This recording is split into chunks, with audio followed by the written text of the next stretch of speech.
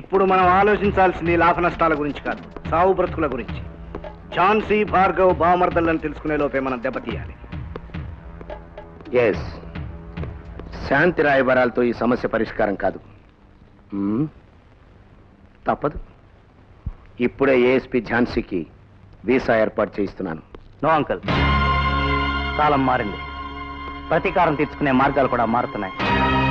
విక్రమ్, నువ్వు మీ లాయర్గానే కాదు, నా తండ్రికి వారసుడిగా మీతో చేతులు కలపడానికి వచ్చాను. ఆ ఏఎస్పీ డబ్బుకి లొంగే ఘటం కాదు బిడ్డ. జబర్దస్తి, గూండాయిజం పోలీసుల దగ్గర పనికిరావు. కావలసింది లౌక్యం. మీరు నోట్ల కట్టలతో సాధించలేంది నేను నోటి మాటతో సాధిస్తాను.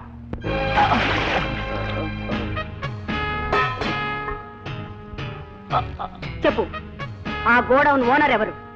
ఆ గ్రనేడ్స్ ఎక్కడ తయారు చేస్తున్నారు? మా ప్రాణాలు తీసిన మేము చెప్పం.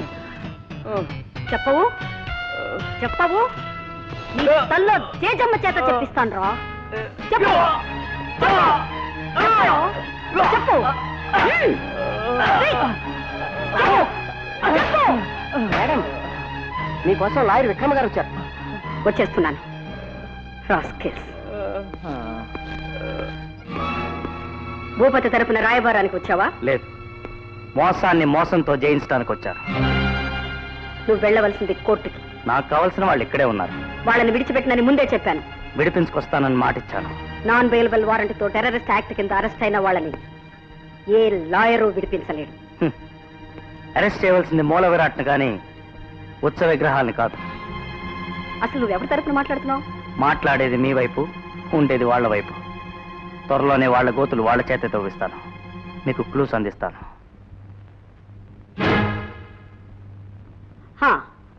ఓకే విక్రమ్, లాయర్గా నువ్వు చెప్తున్నావు కాబట్టి త్వరలోనే వాళ్ళని విడిచిపెడతాను. Thank you.